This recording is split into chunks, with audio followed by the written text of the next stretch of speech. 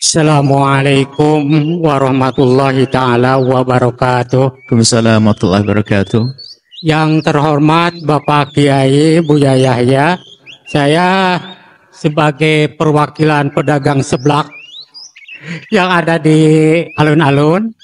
Sehubungan saya selama ini mendengar dari hanya radio aja. Pedagang apa? Tukang seblak di sana depan. Masya Allah. Karena saya dulu pernah masuk anggota Islam Baiat. Dulu pernah saya di Baiat. Waktu masuk anggota yaitu bersyahadat dengan nama Allah dan Rasulullah. Saya kaget. Baiat di mana itu? Di Nurul Falah, Cimuncang, Leuwi Gajah. Rombongan apa itu? Grup apa itu? Lupa lagi, pokoknya namanya Islam Baiat. Lupa lagi. Islam Baiat. Islam Baiat. Nah, saya bertanya, Pak, kenapa saya di Baiat lagi? Karena kamu itu dalam usia sempurna 15 tahun. Karena saya lahir dari perut ibu Islam. Belum tentu. Allah itu semua namanya mengatasnamakan Allah. Dia bersyahadat. Qalu bala Allahu Rabbi. Kenapa di dunia ini harus bersyahadat ini? Karena ini dunia banyak intervensi. Islam bisa saja bisa kafir dengan apa? Tidak sholat, dia sudah tidak mengintrorkan dengan keislamannya, yaitu kafir. Nah, yang saya pertanyaan ada dua, Pak. Karena ada hadis, satu aja. Karena ada hadis, tidak boleh sembarangan mengucapkan kafir kepada orang Islam yang sudah bersyahadat. Nah, yang saya pertanyaan, konsekuen dengan hadis, barang siapa yang mendirikan sholat, maka mereka mendirikan agamanya. Barang siapa yang mereka mendirikan sholat, maka ia telah kafir. Saya pernah mengkaji dari Darut Tauhid, almarhum Mama yang Khair Afandi, banyak Islam kafir itu, diantaranya ayat kafir muafakoh, fasik, musyrik dan sebagainya. Ya, sholat itu apa disebut kafirnya? Yaitu dia kafir muafakoh, kafir munafik dalam KTP Islam, tapi dia tidak mengabdi dengan mendirikan sholat. Karena apa? Kita harus pakai logika. Iblis saja yang disuruh sujud kepada Nabi Adam, dia sudah dicap kafir. Apalagi kepada Sang Maha Kuasa, dia telah sombong dan murka dan dia telah kafir kepada Allah Subhanahu wa Ta'ala. Sekian dan terima kasih. Pertanyaan saya mohon dijelaskan bagaimana kita menjelaskan kepada ya terutama keluarga saya yang benar-benar dia sembarang berani meninggalkan sholat. Apakah kita boleh menerangkan? Tidak boleh, nak, itu ada orang kafir. Kan nanti bertanya, Bapak sembarang kok, kan saya Islam, lahir dari bapak, ibu Islam. Saya bukan dari Kristen, bukan orang Yahudi. Sekian dan terima kasih. Wassalamualaikum warahmatullahi wabarakatuh. Mohon maaf sebelumnya, Pak. Assalamualaikum. Ketahuilah bahwa semua itu ada ilmunya.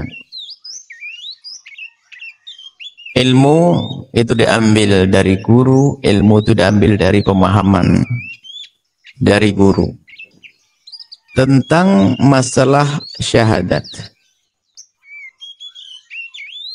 Kalau ada seorang anak lahir dari perut ibu yang beriman, maka secara otomatis dia sudah Islam. Nggak ada pembahasan mengucapkan kalimat syahadat. Ini sepakati para ulama dari barat timur atas bawah, Majalengka dan selain Majalengka.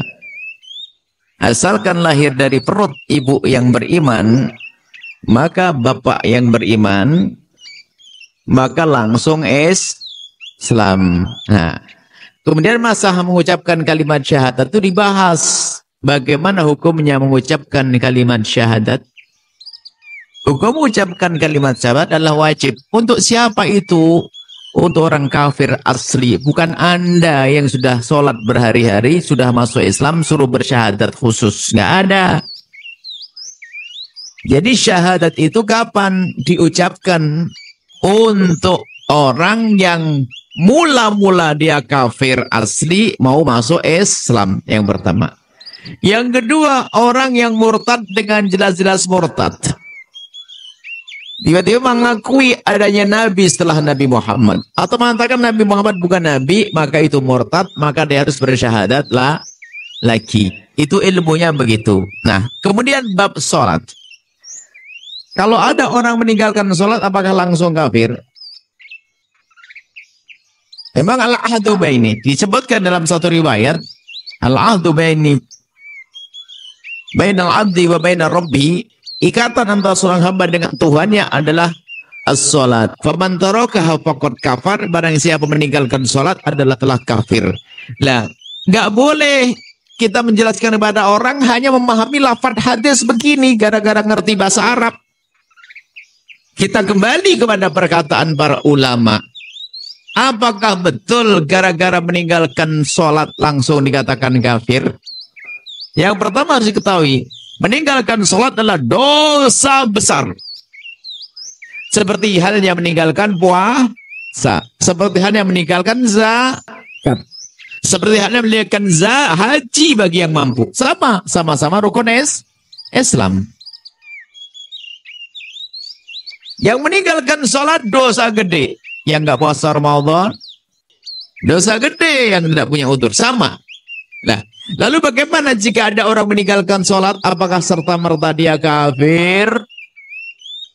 Ulama kita madhab Imam Asy-Syafi'i radhiyallahu ta'ala anhu, Imam Malik, Imam Abu Hanifah, jumhur ulama mengatakan, jika ada orang meninggalkan sholat, maka dilihat.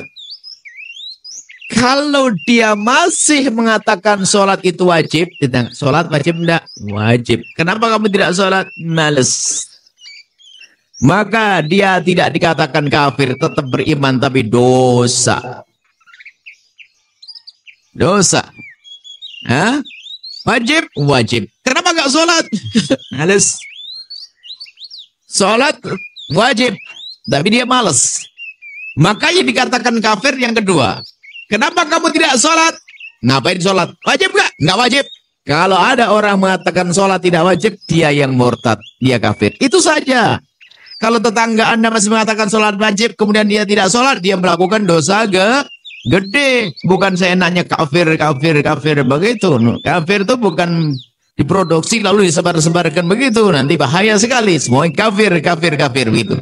Jadi bahwa Anda baik sekali seperti beliau, peduli urusan sholat. Peduli urusan sholat. Tapi urusan umat bukan hanya sholat saja. Bahkan ada urusan yang dahsyat lagi. Urusan dengan istrimu, urusan dengan tetanggamu, urusan dengan bapakmu, urusan dengan ibumu. Wa qad rabbuka alla ta'budu illa iyyahu wa bil walidaini ihsana. Rajin sholat. Tapi sama ibunya ngangkat suara, mau kemana? Dia akan masuk surga orang tersebut. Rajin sholat, tapi ternyata memutus tali persaudaraan. Maka semuanya harus seimbang. Sholat benar, dengan orang juga benar. Cuman kadang tidak sempurna. Ada orang baik dengan sanak kerabat saudara, tapi sholatnya bolong-bolong. Tinggal dibenahi. Semoga berkat silaturahminya, sholatnya jadi benar. Ada orang rajin sholat, tapi sama saudaranya nggak akur. Maka kita doain, semoga berkat sholatnya dia bisa baik sama keluarganya. Nggak perlu kita menilai orang dengan nilai negatif. Akan tapi kembali kepada Anda sendiri. Anda kurang yang mana? Begitu. Bukan Anda perlu mencari kekurangan orang. Anda repot nanti. Anda mencari kekurangan diri Anda sendiri. Sebelum Anda bicara tentang kekurangan orang lain. Mungkin Anda orang yang sudah rajin sholat. Alhamdulillah. Cuman sekarang tengok bagaimana dengan ibumu, bagaimana dengan istrimu. Ada satu lagi, Anda adalah orang yang sudah baik silaturahmi, Masya Allah, bantu saudara. Tengok sholatmu bagaimana. Jangan sibuk nengok, kenapa kau tidak sholat? Itu babnya nanti setelah ku anfusakum diri kita. Ini bab dakwah. Tapi pertama, paling utama adalah kita selamatkan diri kita sendiri. Baru kita bicara tentang orang lain, menyelamatkan orang lain. Nah, apa yang beliau tanyakan benar banyak. Ada orang sholat seenaknya, na'udzubillah. Wah, dosa besar. Meninggalkan sholat seenaknya, dosa besar. Satu sholat yang ditinggalkan cukup untuk masuk neraka jahanam. Tapi kalau dia punya iman, nanti akan ke surga. Tapi neraka itu biarpun sebentar sakit. Jangan ngentengin neraka. Maka kita doakan yang ada di sana.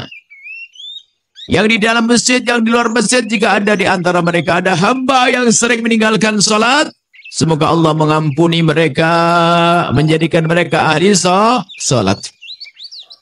Baik, ini kembali kepada masalah syahadat. Jadi yang wajib mengucapkan syahadat hanya dua saja.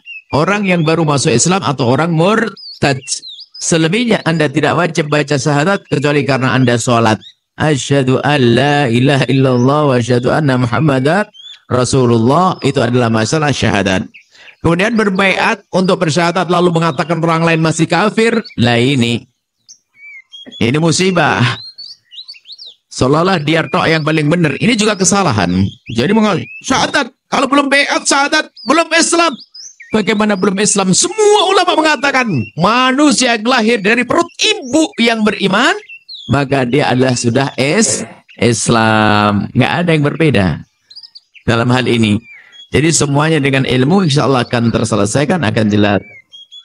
Jika video ini bermanfaat, bantu sebarkan, like, komentar, dan subscribe untuk konten Islami penuh makna. Sampai jumpa di video berikutnya, insya Allah.